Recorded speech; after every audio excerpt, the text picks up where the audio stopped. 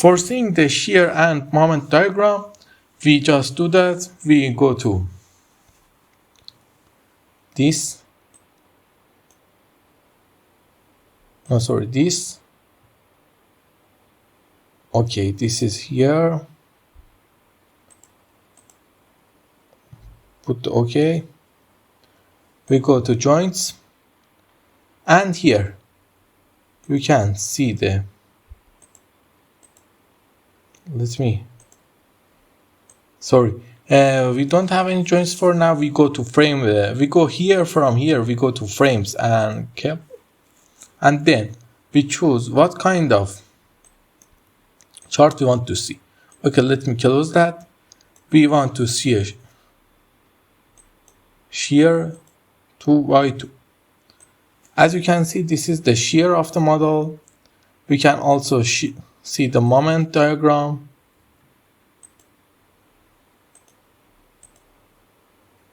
This is the moment diagram, or you can say to give us the stress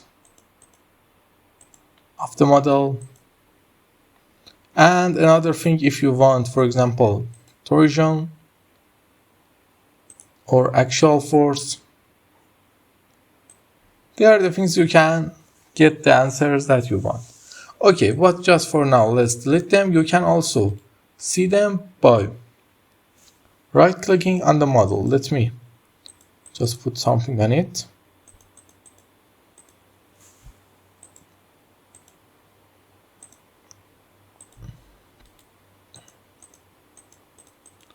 By right-clicking on the model,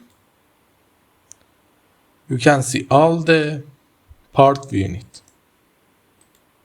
As you can see, it gave us all the answers that we want, the diagrams that are really important.